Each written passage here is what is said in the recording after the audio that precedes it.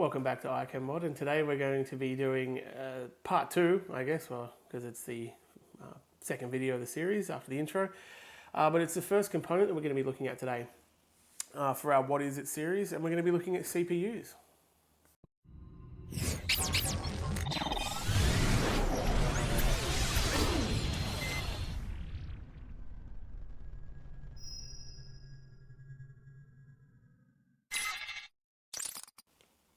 Alrighty, let's get straight into it. So before we talk about CPUs and what they are, what they do, and specific information about them, I just wanted to take a quick time out to say to anyone watching this, if you have a in-depth knowledge of IT, computer components, etc., this series probably isn't going to be for you.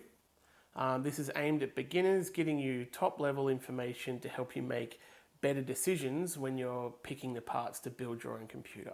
Okay, so it's not going to be highly technical, broken down information. It'll be looked at very sort of top level stuff.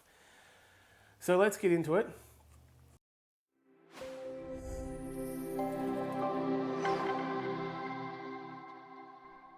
Now, the first question I always get asked, what is a CPU? Well, CPU, it basically stands for Central Processing Unit, as it is basically the brains of the computer, right? So it performs major calculations and directs other processing units like, say, your graphics card to do system-specific calculations or functions that the CPU might not be able to do. So it's kind of like the brains and the traffic controller of all the information in your computer. It tells everything what to do and where to go. So obviously now you know that this is the brains of the computer. The question is, what does it actually do? Now, I did allude to it in when I was talking about what a CPU actually is. But basically, it takes instructions from a program or an application like, a game that you're playing or Windows even. And it will take that process and it'll break it down into three key components. Now, the three key components are the fetch, the decode, and the execute. So basically what happens is the CPU will fetch the instructions from your RAM or random access memory, which we'll touch on in another video. It'll then decode what the actual instruction actually is, and then it will execute the relevant instruction using relevant parts of the CPU or other components connected to your computer, like your graphics card. The executed instruction or calculation, it can involve basic arithmetic, comparing certain numbers together, or moving them around in memory. Now, since everything in a computing device is actually represented by numbers, those simple tasks, they kind of equate to what a CPU does. It's what facilitates everything from starting up Windows 10, even to watching something on YouTube or Netflix. Now, in modern systems, the CPU actually doesn't do everything, as I've alluded to previously, but it still must sort of feed the specialized hardware like a graphics card the numbers or the information that it needs to function. So it would need to tell the graphics card, hey, you need to make that barrel explosion on the screen, so show that on the screen because this person playing this game has shot a barrel and it's exploded. Could even be something as, tell the hard drive to transfer an Office document, to the system's RAM modules so that it can access it quicker while you're using it.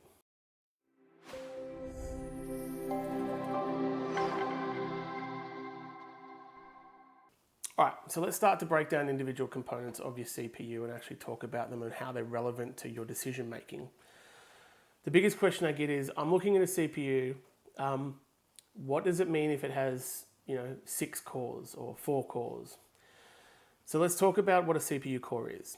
Now, a CPU core is essentially, it's the processor inside the CPU itself, okay? Interestingly, the first commercially available CPU that was available to the public, it had only 1 core and it had a clock speed of 108 kilohertz. Now, I'm going to talk more about kilohertz or clock speeds, I should say, in a moment once we go through a couple other parts.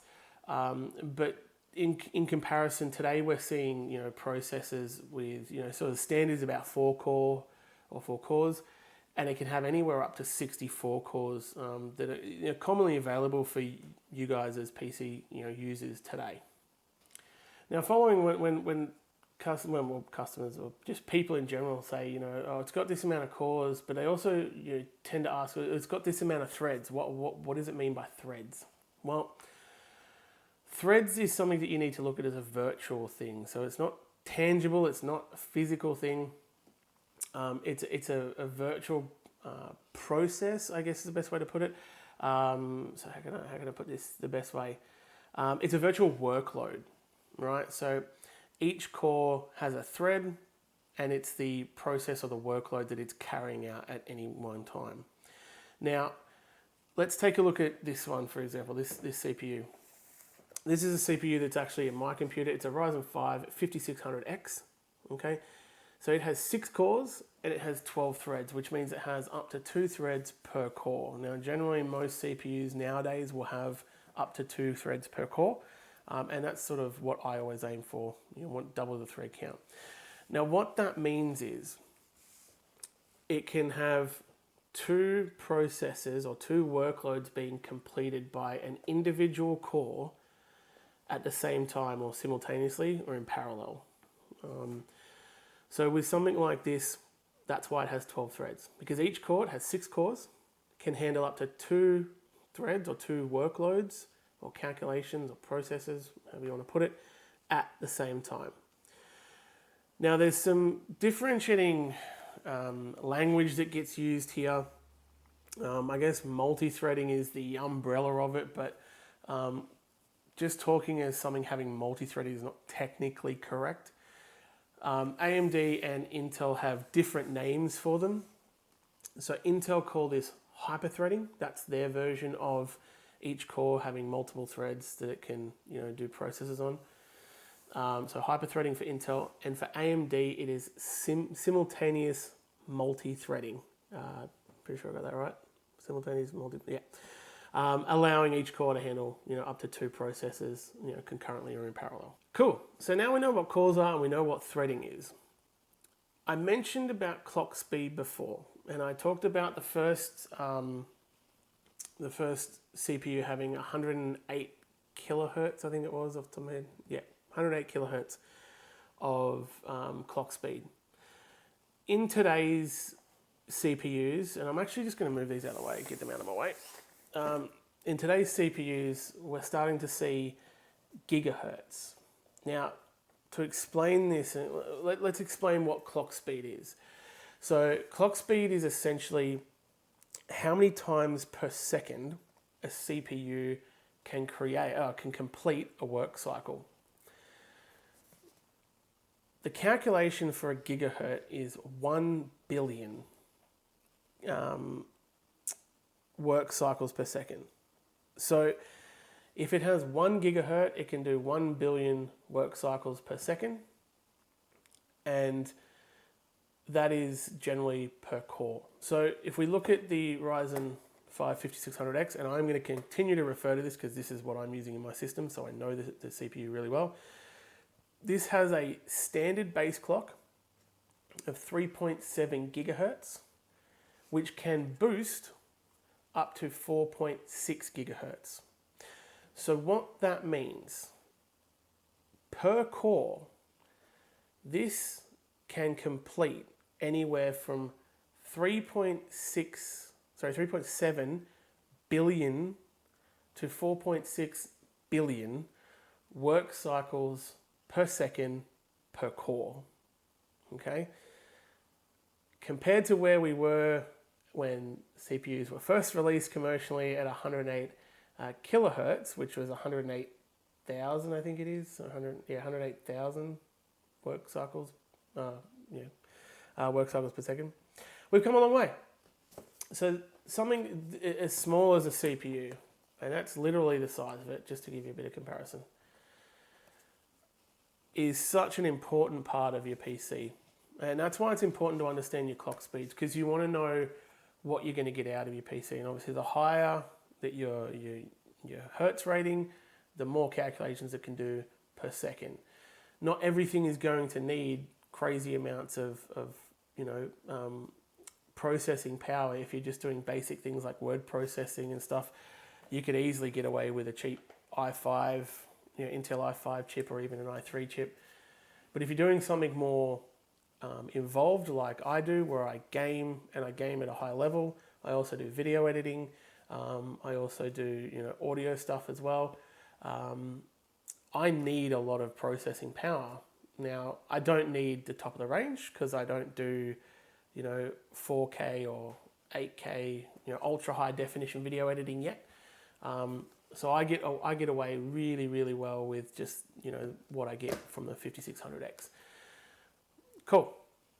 So I'm going to explain more about what we're going to do to help you pick your computer components later on, once we've gone through the rest of the CPU stuff. Okay, so for the next sort of couple of questions that I've got, I do have sheets and information on them. I do want to make that aware, and I will be sort of referring to them a little bit because it's a bit more technical, and I want to get the language right to bring it down to be a bit more, beginner friendly. But what we're going to talk about, and the other question I get talked about or asked about, is when people are looking at spec sheets for CPUs, they see cache. Now, the question I get is, what is cache? Okay, we're getting into sort of high level stuff here that really is not going to affect your ultimate end decision about what processor you pick.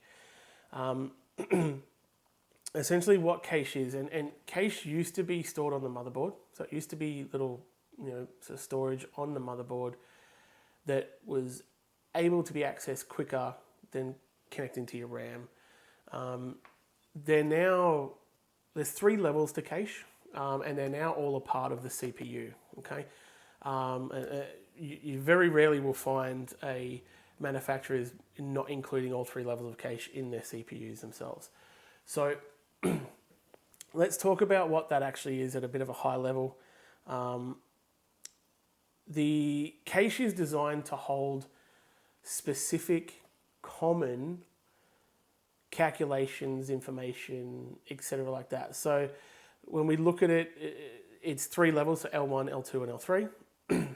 L1 is the smallish storage amount, so it has the smallest storage capacity, but it has the quickest access speeds. So the CPU, or the processor, or the cores can actually access them really quickly. But it's divided into 2 parts. So the first part is for storing data, or common data that the processors may require. And the second part is for storing the instructions, those common instructions that the CPU will use to manipulate data, etc. When we come to level 2 cache, it is a bigger storage capacity, but it is slower. And level 3 is even bigger again, and it is the slowest transfer speeds. That's really all you kind of need to know for cache. If I can sort of have a think for a sec. I probably wouldn't want to go too much further into it, how it works even further, because it gets sort of more technical. It's just a higher level version of what is cache. So when you're looking at a PC, if you're a beginner, honestly, you don't really need to look at cache, but it's kind of cool just to know it's there. I think I get asked the question, so I figured I'd give you the answer. So we've got through sort of the core, I guess, components that as a beginner you would sort of need to know about. We've talked about cores, we've talked about threads, we've talked about clock speed, and we've also talked about what cache is. The next thing I want to take a look at and I want to explain to you is grid arrays. Okay.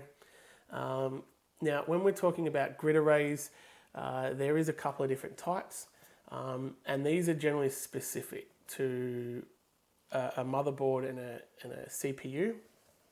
So let's talk about this.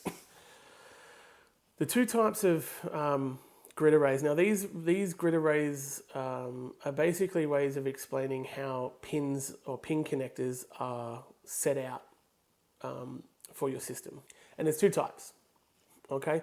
We have a LAN grid array, which is LGA, and if you've looked at it, what that means is that pins are actually located on the motherboard inside a socket that the CPU will be placed into and then locked in place.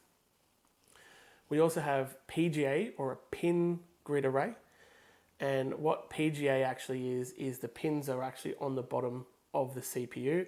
you'd place them into a socket and then lock it into place. And you're like, well, hang on. Okay, well, how do I know what's what? You're going to see things like in Intel motherboards. So Intel is a land grid array, and I will get a bit of a close-up of this, but there's just connector pads. There's no pins on the bottom of the actual CPU itself. I'll put an image up showing that. But land grid array is commonly used by Intel. AMD, I think, did used to use it, but now they use PGA. So the pins for an Intel CPU currently are inside the motherboard. Okay, so they're inside the socket. And you may have seen, if you've ever gone looking at a motherboard, or if you ever do go looking for a motherboard, it'll tell you what socket it is. Most, well, actually all Intel boards will say LGA, and then it'll have a number. Now the number is the configuration number, so they have to match. So your CPU has to be compatible with, the most common one at the moment is LGA 1151. Your CPU has to match or be compatible with an LGA 1151 socket. Cool? When it comes to AMD, the pins are actually on the bottom of the CPU. AMD have this as AM4 socket, okay? Well, that's what they call it. Now, I have heard rumors that in their new CPUs, they may be going back to an LGA, but that's something we can take a look at in the future. So it's quite important that you know this. And the reason why you need to know this is because if you buy a Ryzen CPU and you buy a motherboard that has an LGA or a land grid array socket, they will not work together. You cannot put a PGA CPU or a pin grid array CPU into a LGA motherboard or a land grid array motherboard.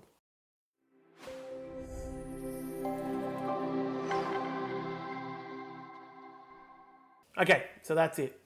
That's the top level look at our video on CPUs. And I really hope you get a lot out of this series if you're a beginner, getting the basics of each component and really giving you the knowledge when you're building or starting to decide what components you want to put in your computer, or even just upgrading your current system that you're making, or it allows you to make better decisions. Like I said, we will have a full series on that as well.